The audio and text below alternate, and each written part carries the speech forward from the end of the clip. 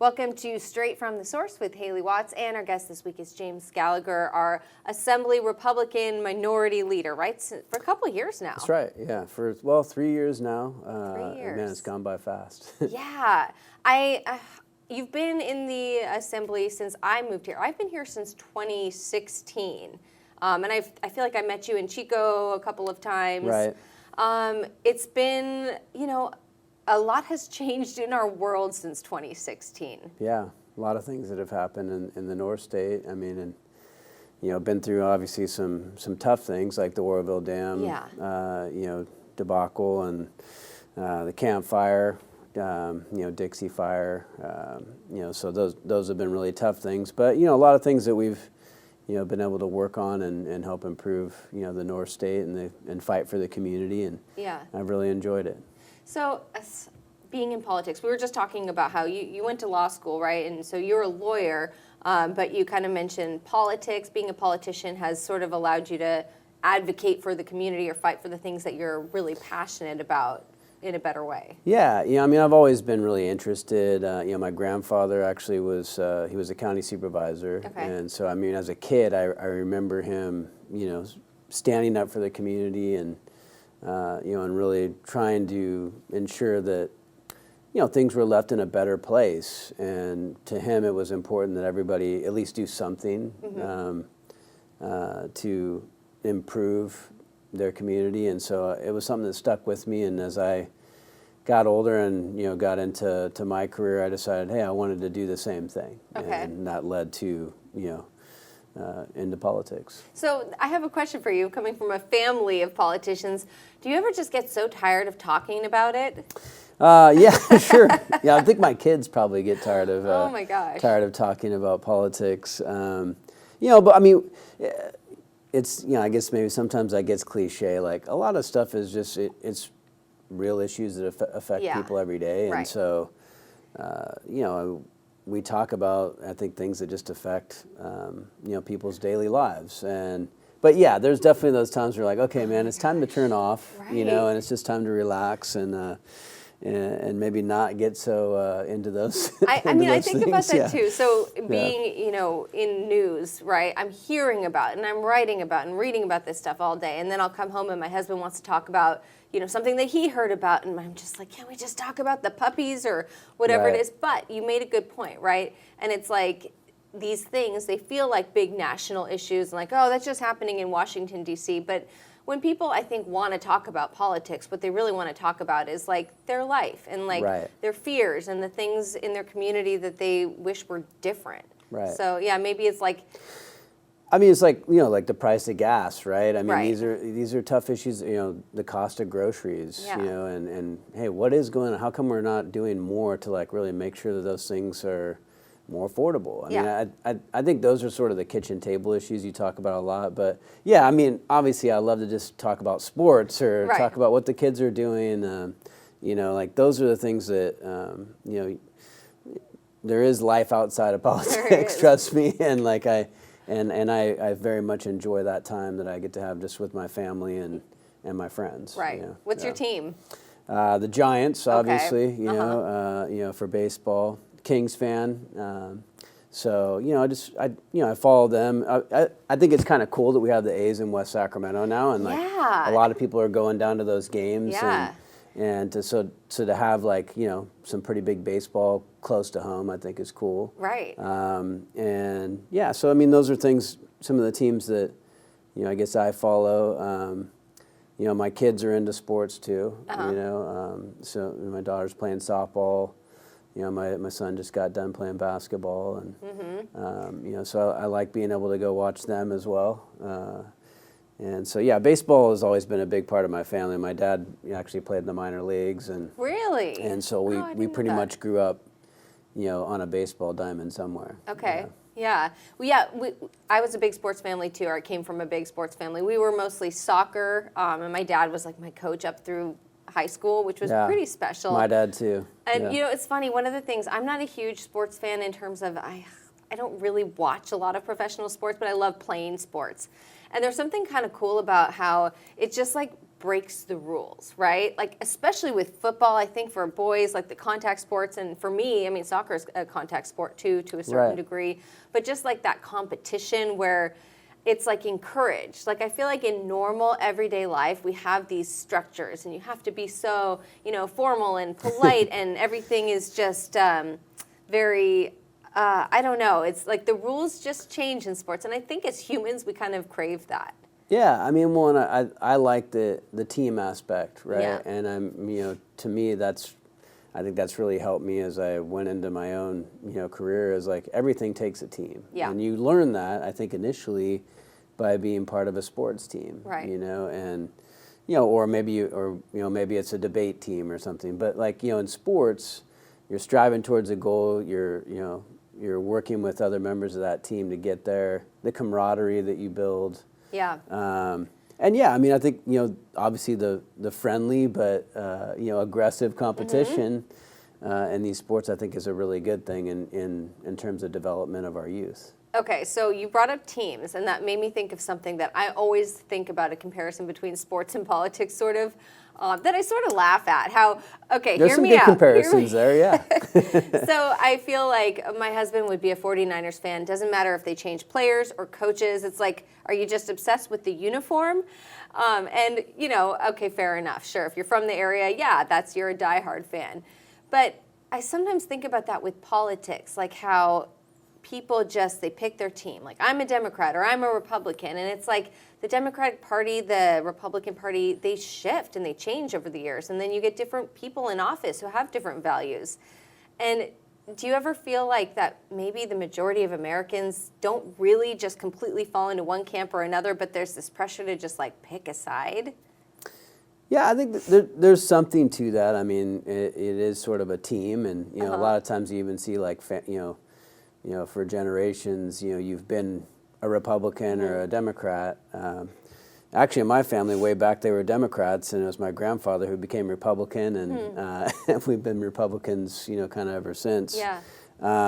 So, I mean, I guess there's some of that, and you do feel like sort of a kinship with people who kind of share your same political affiliation. But yeah, I agree. I think most people, most voters, are really just living their lives. They're raising their families. They're working in careers.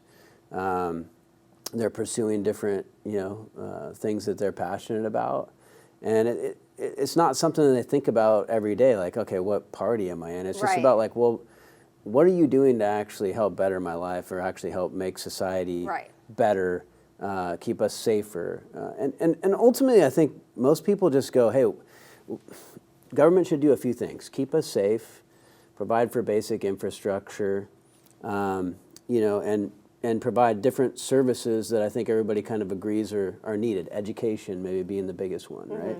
And I think they go, look, just do those things well, right? Can you just do those things well?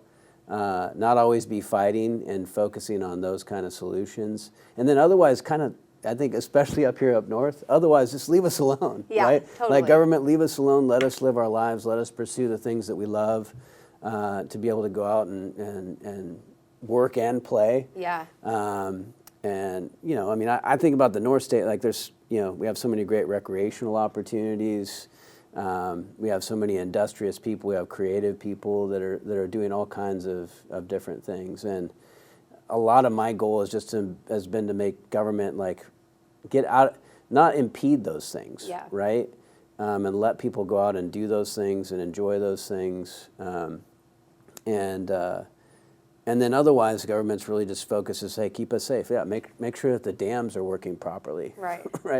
Let's make sure that we're maintaining our infrastructure and improving on that infrastructure, water storage. I mean, those are the things I think that government should really focus on, and they shouldn't be a partisan thing. It's so hard though, right? Because I talk to a lot of people, and I have, between my husband and my mother and my sister and my best friend, I have friends who have really different opinions. And these are people I really respect. And so I hear them out and I hear where they're coming from on the different issues. And it's like, we'll keep the dams going well, but at the same time, we're tired of government waste, right? And so we want to eliminate excess positions, but then at the same time, but who's going to do the job for the thing that I care about? Right. And then you care about that, but I don't care about that, so I don't want to pay for that job.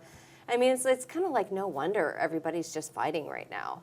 Yeah, and I think this is where I would say it's not just teams. It's like there are real ideas behind each party, And, on the Republican side, things like individual liberty that are really valued, and things like, hey, government has gotten too big, and government should be efficient, and it should live within its means. Right. These are things that are kind of deeply embedded into the party, and so I do think ideas matter, right? And I think we can talk about hey, what ideas have actually worked, and what ideas haven't worked so well. Mm-hmm. And when you look at California, it's been a very Democratic-dominated state, and largely what they've done is they've grown government very, very big. We have over $300 billion budget, now, and so many different things that the government is doing, and oftentimes really getting in the way of people being able to do things, and we've seen a lot of waste. Right. Right now we have to loan $3 billion to Medi-Cal now. Because we decided to add illegal immigrants onto the Medi-Cal rolls. It's not sustainable. And that means less care, for vulnerable communities that rely on Medi-Cal right now. Right. So these are things that ideas matter, policies matter, and I think we have to really focus in on how do we make sure that we're actually accomplishing the goals that we set out to do. I think about the homeless crisis a lot, right? There's a good one. Gosh, I had this weird experience the other day where it's there was just a person on the sidewalk, literally a body. Right. And I thought to myself how 10, 15 years ago, my first thought would be to call 911, make sure the person's still breathing, be there until the ambulance arrived. And the concept in my mind that's oh, that's probably just somebody sleeping. I mean, that's insane to me that's where we're at right now. Yeah. And you think about how much money we've spent and we've poured into building shelters, and I feel like there are all these resources and the problem isn't getting any better. What's happening with that? And again, I think it's because ideas matter. We spent $25 billion in California on homelessness, only to see the problem actually get worse. And what I've argued is largely it's because it's been an enablement strategy. It's been hey, let's go to where people are and provide them a bunch of different services. Even in the more radical version, give them the ability to do drugs right in front of you and right out there on the street, instead of saying, no, man, this isn't good. You shouldn't be out on the street. Right. Let's actually empower you off of the street. Right. Let's try and get you, into treatment. But the other thing is there's got to be personal responsibility built into this too. Right. Hey, no, you're not just going to get to hang out and be in the public parks and be in front of businesses, and impede society. You have to do something on your part to help, better your lot. Right. And certainly we're a compassionate people, and I think we want to provide help, and we've got some amazing organizations out there that nonprofits that do some really good work. But we've spent a bunch of money, and a lot of it's not accounted for. Mm-hmm. We've built really expensive housing that isn't really housing anybody. Yeah. And I mean, these are the kinds of things that I think people get really frustrated about. And that's what I think is so Doge, and the idea that, look, we need to make government really get efficient and make sure they're actually doing right by our taxpayer dollars. Yeah. I think that's important. And we should be looking into, hey, how did that money get spent? There's some out there who are bad actors who just taken the money and have done very little. Yeah. Right? That's wrong. And so, calling those things out and trying to get government to be back in a better place where we're being good stewards of our dollars, and then focusing the money on programs that are actually working. Right. I've seen programs that actually work. I mean, Jesus Center here in town, in Chico, does some amazing work. Getting people off the street, getting them back into a better life, and that should be the goal. Not saying, hey, let's keep you here. Right. Let's keep you on the street, which we've unfortunately grown all too accustomed to, as encampments and people living in devastation. Sometimes I think, though, it's there has to be that extra piece of the person has to want to change. Right. And you can provide all these resources, but if somebody doesn't actually want to change their life, then they'll just take the resource temporarily, and then as soon as things get tough or there's rules that they don't like, they're not going to stay in the help because they don't really want to change, which is hard to fathom, right? is what a tough life that would be. That's the tough love that I think we need, Yeah. which is, I think many of us have dealt with people that have, battled addiction. Yeah.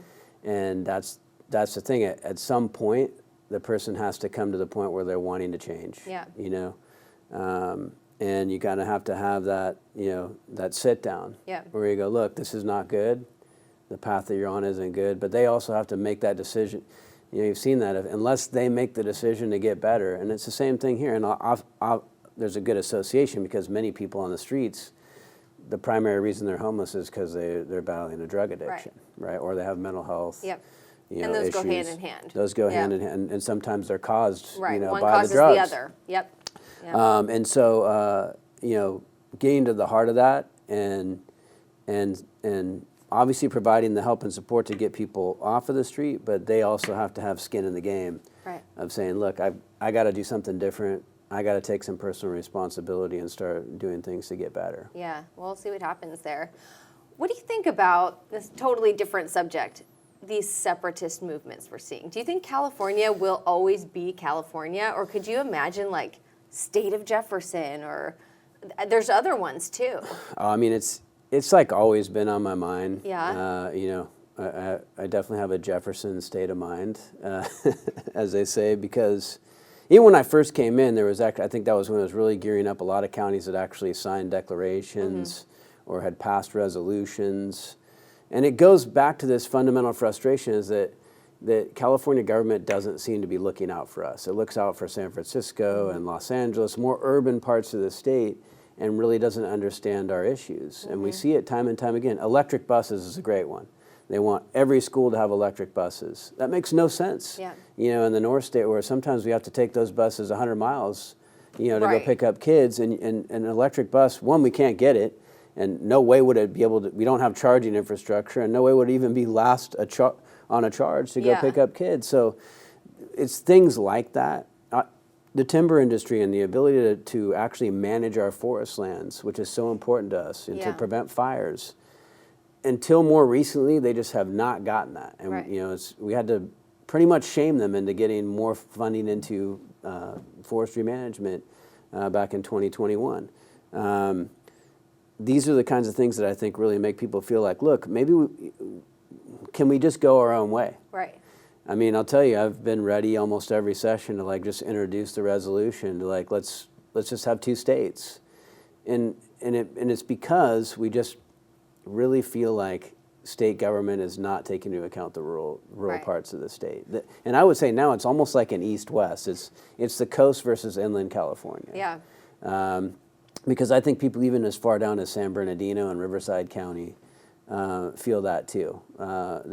They don't like the policies that are coming out of Sacramento, and they feel like they don't take into account the cost of living, the education that their kids are not getting right now, and the infrastructure that's lacking. But could it really happen, do you think? Probably not, right? Because the larger urban areas, a lot of the voters, I mean, that wouldn't benefit them. Well, the process is this. If you wanted to have a new state, you have to go through the state legislature. And that is the rub, right? Is that, the urban areas have the most legislators, right? So you'd need to get a majority vote in both houses of the state legislature. And then Congress would have to approve it. Right. And that's all laid out, in the Constitution, how that can happen. So it's possible to happen, but, what we run into the same problem, which causes the issue that we want to solve, is the urban areas have all the power, and they're not really open to the idea of change.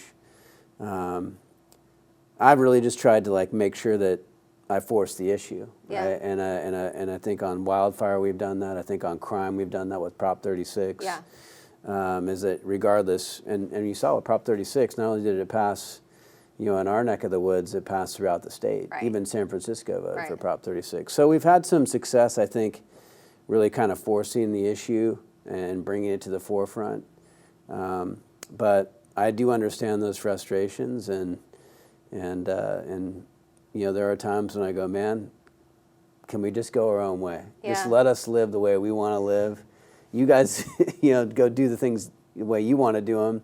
we'll do it the way we want to do them, and let's see what works best. Well, and that's, just back to the whole issue of like government being very large, and it's just trying to represent like a group of few people trying to represent and meet the needs of millions of people, right, all across the country. And it's just impossible for so many people living in different climates in different areas with different concerns to all agree on something. So I see that perspective of like the us versus them, even though, I'm from Los Angeles County. I have all my family down there, but I still think you're taking my water. Yeah, I think it would be an interesting experiment. How about a Governor Gallagher, in the new state, and a Governor Gavin, right? And we'll see who does better. Like we'll see, what state actually accomplishes, a better life and society for their citizens.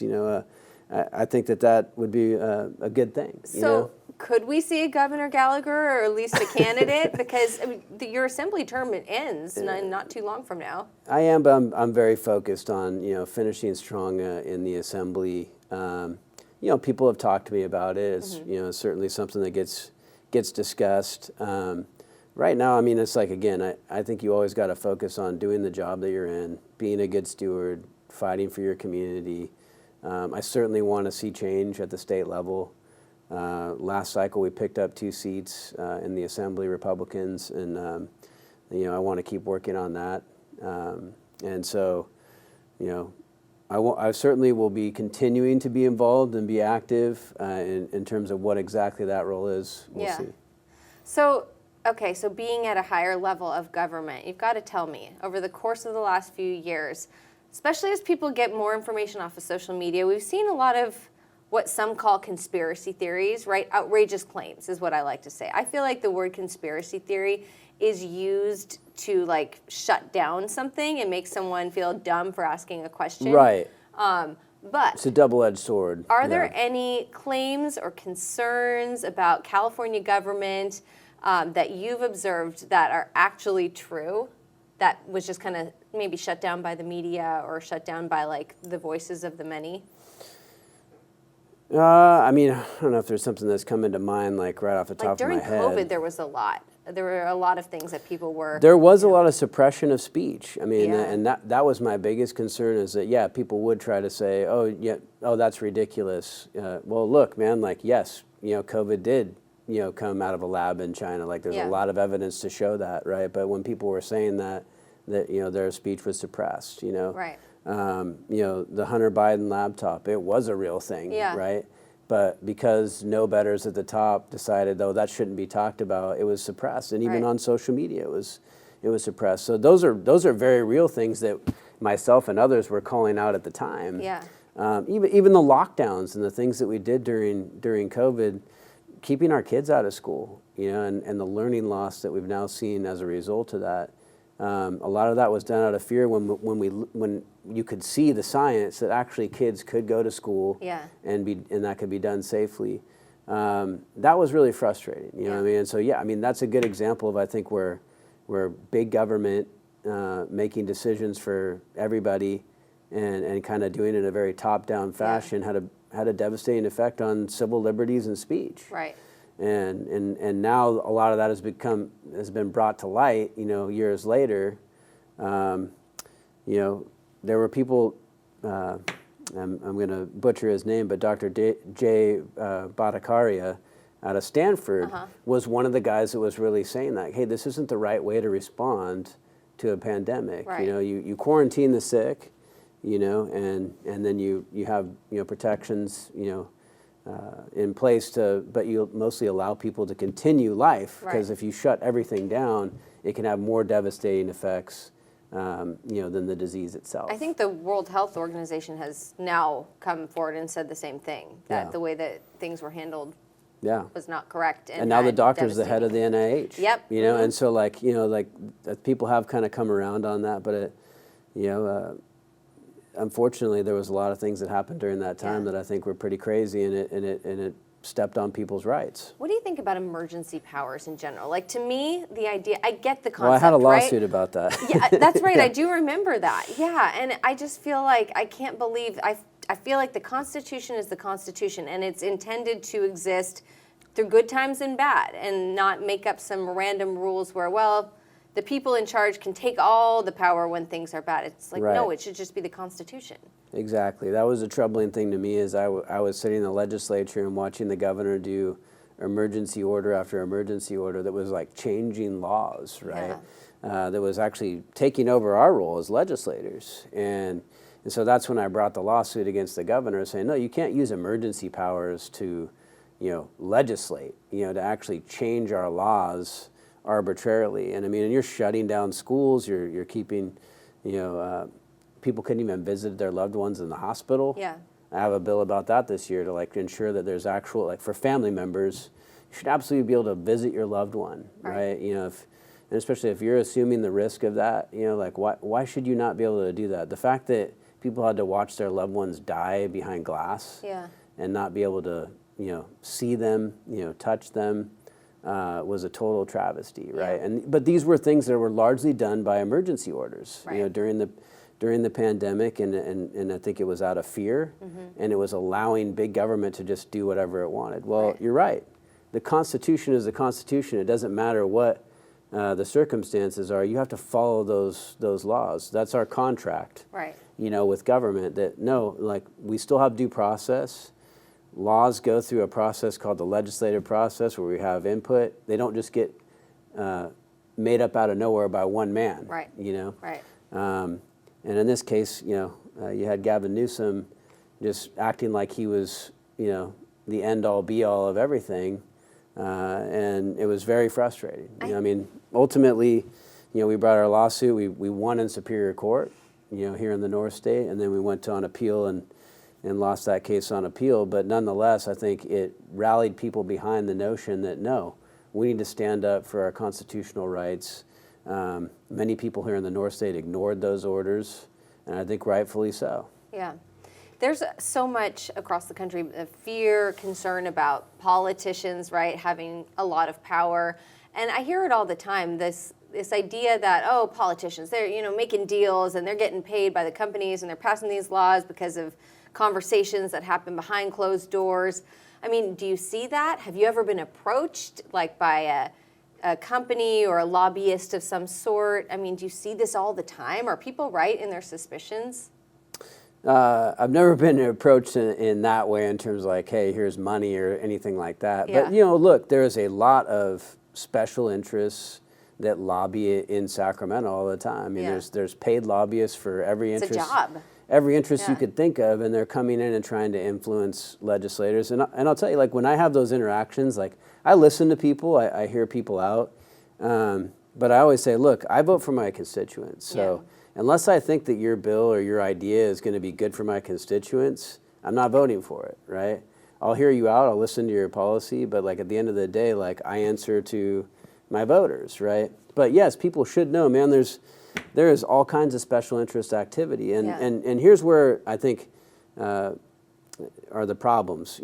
We have a bill right now that's run by my colleague Joe Patterson that would end non-disclosure agreements. There are literally people who will do lobbyists who will make people sign non-disclosure agreements to go lobby, and then so none of the stuff that they're talking about can get out to the public, right? And with elected officials signing non-disclosure agreements, that is terrible. It should never be. Our business is public. It should be open to the public. These conversations should happen in committee, for everybody to see. So we're trying to rein that in right now with this legislation. No more non-disclosure agreements. I think there's just so many people, sorry to cut you off. No, you're good. Yeah, where I like the idea of capitalism, the free market, right? Whoever has the best business model wins, and I'm going to buy their product because they're doing a good job, Right. I like the idea of shop local too, but still, best business model, that's fair. Right. But then it just seems like there's something weird going on with like the big pharma, big dairy, even if you want to say that, these companies, the sugar, it just seems like there are things going on behind closed doors where it's like, how are they getting ahead? Yeah, and another thing that I point out is like the governor, for instance, did a lot of no-bid contracts during COVID, and even after COVID, there was these like no-bid contracts to companies that had actually donated a lot of money to him, you know, like, and to me, that is a huge problem. I mean, companies like BYD, you know, which is a Chinese company, by the way. And so, like, that needs a lot more scrutiny. But to your point, and this, I'm glad you actually brought this up, because I am co-authoring a bill this year with the Democrat Jesse Gabriel from Los Angeles, from the San Fernando Valley.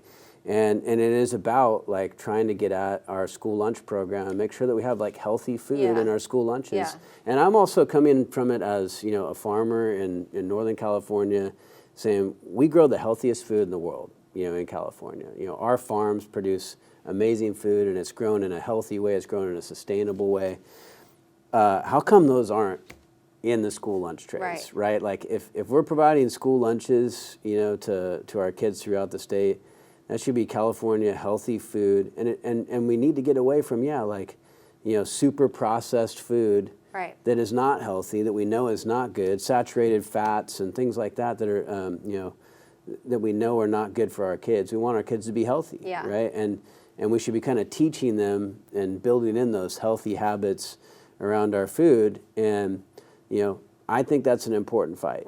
And so it probably is going to be a battle on that legislation this year, but I think it's definitely worth it. And you're seeing, like, RFK Jr., obviously, with the Make America Healthy Again. That's happening at the federal level, like, trying to implement some of these things, like, hey, let's make sure that certain dyes and stuff shouldn't be in our kids' food, right? Well, shouldn't be in, you know, in our food at all, right? And so these are, I think, good discussions that are happening right now in a bipartisan fashion. I think about that all the time as a parent. Especially when the boys were younger. At this point, they buy whatever food they want, they eat whatever they want. They're teenagers. Eventually, they make their own choices. Exactly, right. But I remember it being this big struggle, because I wanted to buy just healthy food and give them fuel for their bodies, and then I kind of felt like I was not the bad guy, but almost like forcing them to live, like, abnormally, right? I want them to have a normal life, and their friends are getting Cheetos, so why can't they have Cheetos? And gosh, wouldn't it be just great if the Cheeto company made that same product, but they didn't add the dye and they didn't add the preservatives? Maybe you have to eat the Cheetos a little quicker, right? We just hold them to a higher standard. However, one thing I did learn on that front is actually, like, some of those Cheetos and different chips that are actually at the schools do have to have, like, this higher, you know, like and I'm gonna make this wrong, but, like, it has to be multigrain. You know? And so it has to have different nutritional value. I didn't know that, actually, when I had some of these conversations, but nonetheless, like, you know, I think less Cheetos maybe, and more like, hey, man, how about having some California peaches, you know, on that plate that actually they taste really good, and they're healthy for you. Go figure. Real food tastes good. But then you don't want more government, though, making too many rules about who can serve what. It's tough. You can't do life perfectly. We got to navigate, and obviously it has to be workable. But no, I mean, I have the same concerns as a parent, and I think there's a good conversation that is now finally happening on this. And I think the other point that I think you were getting at is, big business has a lot of influence, right? And that's, you know, I don't think that's necessarily a bad thing, right? I mean, they're going to lobby like any other group out there. But what I try to bring when I'm examining things is, hey, what does this do for small and mid-sized businesses? Because I care a whole lot more about them, you know, and in my district, I have a lot of small businesses that are doing amazing things, and they don't have lobbyists, you know. They can't pay lobbyists to be in Sacramento, you know. My job is to really look out for them, you know, and so when some, you know, big company maybe is coming and saying, oh, we think this is good, and we can abide by all these regulations. Well, yeah, you can, because you have, you know, all kinds of people in your office, and you got 100 lawyers, you know, on your payroll. The small businessmen, you know, can't do that, you know, and they're getting tired of all the regulations that are getting piled on, all the fees that are getting piled on them. And so there's definitely times where you really have to push back against that, because it's almost like there are times when big government and big business can kind of get together and say, oh, we think this is good, but it's not really good for, you know, the everyday person. Yeah, it makes people feel a little bit powerless. Yeah, I love the idea of, like, voting with your dollar, but I don't have that many dollars. So Right. sometimes I just have to go to Winco instead of the farmer's market, right? Our dollars are getting fewer and far between, especially with the high cost of living in California. Yeah. Well, I really appreciate you coming out, and thank you so much for your time. It was great to get to know you a little bit better, and I guess we'll see you during the governor's run. He's not going to say it for sure. I don't know about that, Yeah. but hey, We'll see. you'll definitely see me around the North State, Yeah. and I'll continue to be fighting for our communities And up here. you're pretty accessible, right? People can email you if they have questions or something to advocate for. Absolutely. Okay. Email me, stop me on the street, in the supermarket, so, yeah. All right. Thank you so much. Yeah, good to be here.